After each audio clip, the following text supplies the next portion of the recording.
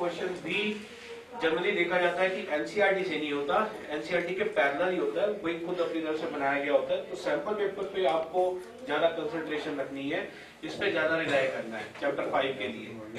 Is it clear? इसके और CBSE workshop हुई थी तो उसमें यही चीज डिस्कस की गई थी कि हम चैप्टर वाइज आपको डिस्ट्रीब्यूशन नहीं देंगे, हम थोड़ा सा आपको पैटर्न दे देंगे जिसमें आपको थोड़ा आइडिया हो जाएगा कौन सा चैप्टर कितने मार्क्स का। लेकिन हमें आइडिया हो जाता है कि कौन से चैप्टर में से कितना मार्क्स को कैरी कर सकते हैं पेपर। एनसीईआरटी मिसलेनियस लिख लो, एनसीईआरटी मिसलेनियस बहुत अच्छी तरह से कर लेना, बहुत ज्यादा चांसेस, क्योंकि मैक्सिमम मिनिमम में आपको ऑप्शन भी इस बार मिलने वाली है। 2 क्वेश्चन आएंगे मैक्सिमम मिनिमम के और एक क्वेश्चन बिल्कुल सिंपल सा डालेंगे, एक क्वेश्चन। जैसा कि आपने लाइव तस्वीरों में देखा, हम लोग आज मौजूद थे दिनेश चोपड़ा मैथमेटिक्स क्लासेस में, और आपने देखा जहां पिछले कई सालों से, बात की जाए अगर दिनेश चोपड़ा सर की गैस की, जो बच्चों को ये एग्जाम के बारे में बताते हैं किस तरह के क्वेश्चंस आ सकते हैं, कैसा कुछ पूरा प्रोसीजर रह सकता है, वो अपने आप में बच्चों का खुद भी मानना है कि काफी हद तक जो उनका गैस है हमेशा सही होता है, बच्चों को काफी ज्यादा वो हेल्प करता है। जहां पिछले 20 सालों से दिनेश चोपड़ा सर मैथमेटिक्स के टीचर है, अपने आप में इतना एक्सपीरियंस जरूर है कि वो बच्चों को गाइड कर सके, क्या कुछ आ सकता है, क्या कुछ इंपॉर्टेंट है, किस तरह से तैयारी करनी चाहिए। तो यहाँ पर हमारे साथ दिनेश सर मौजूद है, आइए हम उन्हीं से जानते हैं वो क्या कुछ कहेंगे। सर, अगर आज की बात की जाए 18th को मैथमेटिक्स का एग्जाम है 12th के स्टूडेंट्स का, तो क्या कुछ आप बताना चाहेंगे, किस तरह का आज का ये सेशन रहा पूरा? फर्स्ट ऑफ ऑल तो मैं अपने सारे स्टूडेंट्स को बेस्ट विशेस देना चाहूँगा कि उनका एग्ज़ाम बहुत अच्छा हो और सारे एग्ज़ाम्स उनके पिछले भी आई होप्स हो कि अच्छे गए हों, और all the best to every student. और मैथ्स में तो वो टॉप करके आए सारे स्टूडेंट्स, और सबसे ज़्यादा चाहता हूँ कि डीसी क्लासेस के बच्चे 100 आउट ऑफ 100 दिखाएं, जैसा कि हर साल यहाँ से देखा गया है कि डिस्ट्रिक्ट टॉपर डीसी क्लासेस का निकला है। और इस साल भी मैं चाहूँगा यहाँ से हमारे गेस्ट के अकॉर्डिंग, हमारी गाइडेंस के अकॉर्डिंग और उनकी मेहनत के अकॉर्डिंग वो अपने माँ बाप का नाम रोशन करें, शहर का नाम रोशन करें और अपने गुरुओं का नाम रोशन करें। आज मैंने कुछ इनको इम्पॉर्टेंट टिप्स वगैरह दिए हैं, जिसके अकॉर्डिंग अगर वो बच्चे इन टिप्स को अगर ध्यान में रखें तो ये मेरा श्योर गैस है इस बार के लिए।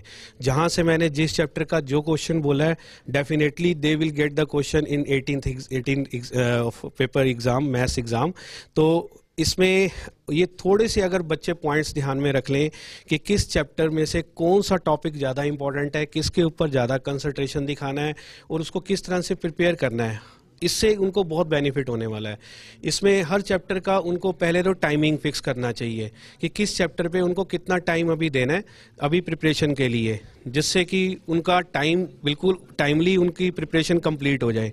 और आफ्टर दैट मैं चाहता हूं कि जब वो एग्ज़ाम देने के लिए बैठें तो उसमें भी वो सेक्शन वाइज अपना टाइमिंग डिसाइड करें कि सेक्शन ए पे आपने कितना टाइम देना है, सेक्शन बी पे कितना। अब सेक्शन ए में आप देखेंगे बच्चे सभी कि 1 मार्क के 4 क्वेश्चंस आने हैं, तो एक क्वेश्चन के ऊपर अगर आप 2 मिनट्स भी डिवोट करते हो, क्योंकि मैं आपको बताना चाहूँ सीबीएसई में हाफ मार्क नहीं मिलेगा आपको, 1 मार्क ही मिलना है 1 मार्क के क्वेश्चन में, आधर 1 मार्क और 0 मार्क।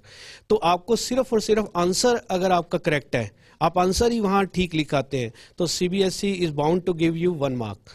तो उसके लिए आपको 2 मिनट से ज़्यादा 1 मार्क के क्वेश्चन पे नहीं टाइम ज़्यादा लगाना चाहिए।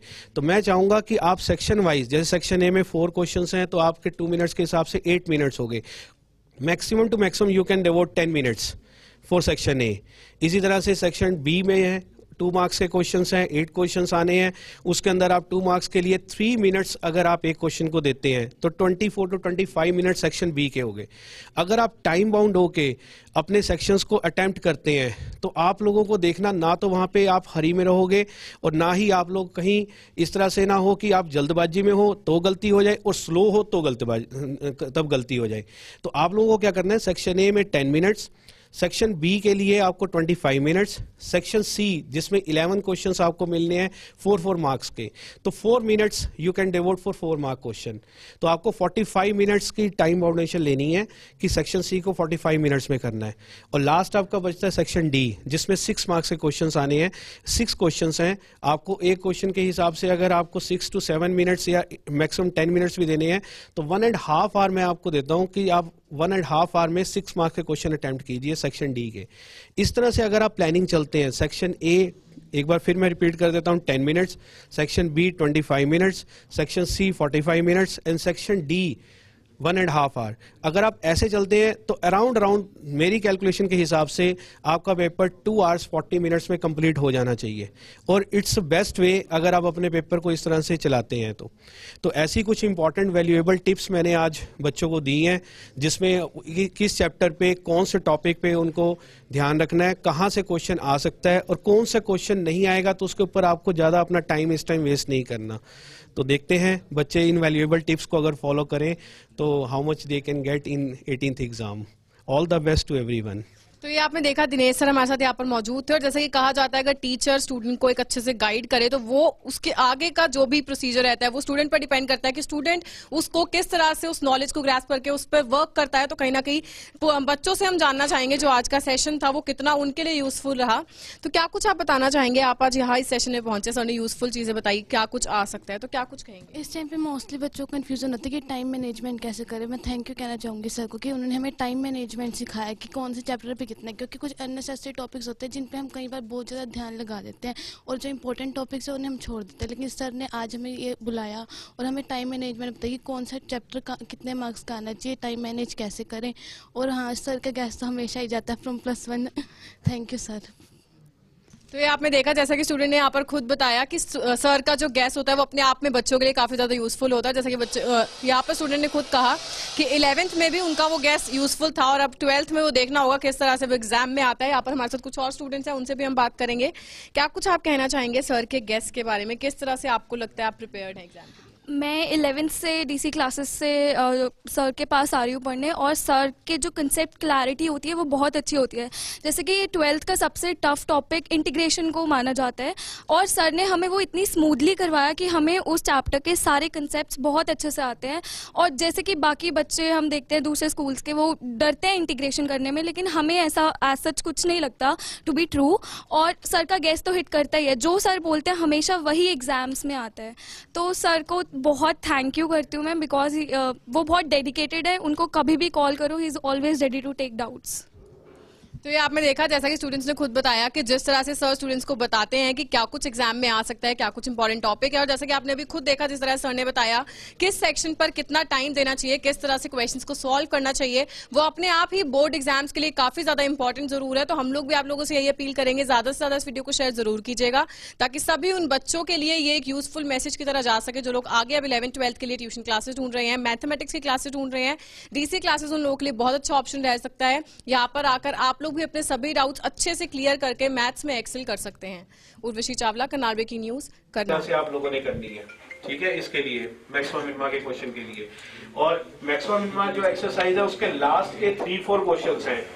साइन इनवर्स 1/3 वाला क्वेश्चन है, ये वाला क्वेश्चन जो दो तीन लास्ट वाले जो क्वेश्चन एक्सरसाइज के, उनको अच्छी तरह से करके जाना। tan इनवर्स √2 है, या 8/27 वॉल्यूम ऑफ द स्फीयर वाला क्वेश्चन है, इसको आप अच्छी तरह से कर। बाकी किसी चीज में कोई बेनिफिट नहीं होने वाला। एनसीईआरटी पढ़ोगे, डेफिनेटली पढ़ोगे, उसमें से क्वेश्चन आने के चांसेस कम है, ज्यादा चांसेस सैंपल पेपर में से, उसमें से तैयारी करो और बड़े आसानी से 3 आवर्स में इसकी भी तैयारी हो जाएगी। चैप्टर 6 के अंदर ही मैं आपकी 5 एप्लीकेशन ले रहा हूँ, रोल्स लैग्रेंजेस थ्योरम दोनों करने हैं, ठीक है। नहीं तो मोस्ट ऑफली तो आपको इसमें से क्वेश्चन आने के इस बार चांसेस हैं, जो मैक्सिमम मिनिमा का क्वेश्चन है। एक आपने बाकी सभी एप्लीकेशंस जो हैं, जो मैंने कहा रोज को मैंने इसलिए जब देखोगे तो गारंटेड मेरे ख्याल से आपको टेंजेंट नॉर्मल में से 4 नंबर का क्वेश्चन मिलेगा, टेंजेंट नॉर्मल में से। और एक इंक्रीजिंग डिक्रीजिंग है, इंक्रीजिंग डिक्रीजिंग में बात बोर्ड के जब वर्कशॉप हुई थी वहां पे भी डिस्कशन हुई थी कि जो कांस्टेंट वैल्यू निकालनी है